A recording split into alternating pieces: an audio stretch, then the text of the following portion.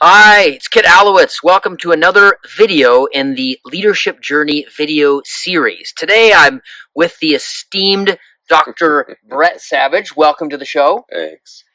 We're actually here in the beautiful state of Utah in the backyard of Dr. Savage. For the interview, we're going to talk a little bit about phases today. Now, Brett, I'd like to set up this kind of a two-part question, even though there's only one question in it. But let me throw it out there and see if we can get some of your expertise. For most of us on the journey here, we've been teased in the past in terms of what the phases are. We had you on location where you taught us about it. And with that teasing, what if you are to a spot where you're not sure what to do next? Now, let me set this up just a little bit because we do have some of our viewers who haven't been through, they weren't in the journey when you started. So part one, would you give us just a brief refresher of what the phases are? And then part two is, okay, so I've been teased. Now where do I start? What do I do first? Well, here's probably the first thing is let's understand what this stuff means. Research that began in 1969 at Harvard, I was fortunate enough to be trained up by these guys. In some research they were doing that was trying to measure the value people delivered.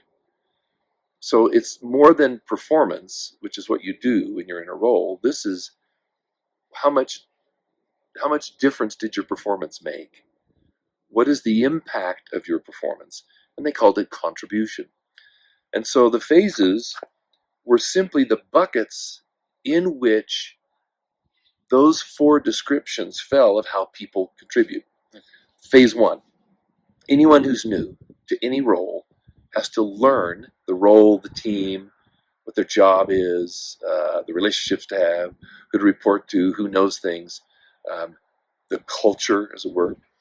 And phase one, most people do a pretty good job at managing their way. They transition in 60, 90 days because they figure out how things are done and they get their job done. And then they're given more assignments. And at that point, we go, oh, okay, they're one of us now. They have onboarded, they've made it. And we'd say, all right, you're out of phase one, the onboarding phase. Welcome to phase two. Phase two is you know what you're doing. You might be able to do that for a number of years, decades even, in some defined niche of technology, some functionality where you're independent in how you contribute, because as soon as you get a handle of what's going on, a certain project or assignment, it's like, yeah, I'll go do that, and you just go do that. And they're incredibly reliable. Managers love phase twos because you don't have to hold their hand. Phase ones, you don't know. Phase two is like, they got it, right? They've done this so many times before. And so phase two is this narrow perspective, tactical focus, and sort of brilliant ability to get stuff done. You might be the smartest guy in the room. You might be world class in phase two. The other descriptions of contribution in the companies is, boy, we really need these kind of people too. You have phase ones because you're hiring people or moving them laterally into new positions. You have to have phase twos who know how to address the sort of sticky issues of getting something done technically, functionally. But then the descriptions were, there are people that need to coordinate all of them, listen to upper level managers and translate what that means and how it gets implemented to turn it into something. And so we call them phase three. They don't have to be managers, but if you are a manager, you probably ought to be coordinating, integrating, coaching, developing the team, be a great communicator so that everybody else, which would be 95% of everybody else in phase two, can align themselves with what the vision is.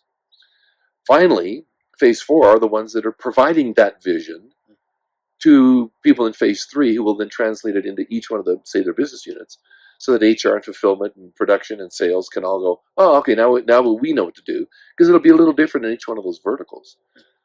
And so there's the four phases that describe how people add value. And they seem to fit every company I've ever been in, which has been a lot of them. Yeah. No, that makes sense. And I do love the description between the four phases. It does seem very logical. And frankly, it's worked fairly well in our organization, at least at an intellectual level. Yeah. So now, whether you're watching today for the first time and you've been teased by Dr. Savage, or you've been through the phases explanation and workshop with him before. Now that we've been teased, I want to try it. I want to do something about it. Where do I start if I'm a... Yeah, here's the implications as a human being, right? Here's what it means to you. If you're in phase 1, first 90 days, especially first week, make sure you're asking a lot of questions, being very willing to be absorptive. I mean, just sponge and take it all in. Don't make mistakes. Check any kind of attitude at the door of, I got this. It's like, just, you don't got this yet. And really be absorptive and dependent on others to, as uncomfortable as that is, it's not very fun. Just show you how things are done and learn how we do it here, right? The Endresen-Hauser way. Phase 2s, they're usually so competent and confident in what they do. Their development challenge would be to get something new enough so they don't get bored with the same old stuff, to maybe move laterally into another line of business. They're still in Endresen-Hauser. They hit the ground running, so to speak, but looking for something new enough so they don't get personally bored or become technically, functionally obsolete because what they've been doing there is too long. Otherwise, they could be there their whole careers, and most want to be.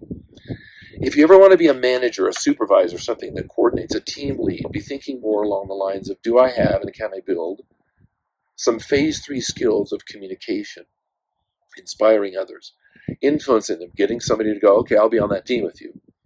And if you're like that, if you like to connect with people and be around them, it might be a thing to do. Now, if you're a manager, you need to be doing those things, or that's not the right role. For very few, because there's very few roles for phase 4, it's generally at the top of the organization because you don't need multiple visions, missions, and strategies. Just one person at the top would depict that. And so the clear course is make that transition out of phase 2 into phase 3 and be there long enough to be able to get to know the right people, and perhaps your line of sight is upper level management, leadership roles, C-suite kind of stuff. Which is not for most people, but those are the implications are. Know how they contribute and know the skills that you would need to pick up on or let go of. If I'm the smartest guy in the room as a phase 2, I am not going to be a good manager with that attitude. My job now is to make all of them the smartest people in the room. And so there are the implications of, this is what it would mean for me to be playing like this. See what you want to do and then play. Yeah, okay, I love it. Okay, so there you go. We're back on the court, so to speak. You've got some new stimuli to consider. I'd like to invite you, if we've at least stoked your curiosity a little bit, reach out to Dr. Savage, reach out to me, reach out to your manager, because I would love for our organization to grasp onto more of the phases as we move towards or through the 3 I's on our way to institutionalization and preeminence. Dr. Savage, thank you for joining us today yet again in the beautiful state of Utah. How can you beat the topography here? Can you? I'm Kid Allowitz. We'll see you next time. See you.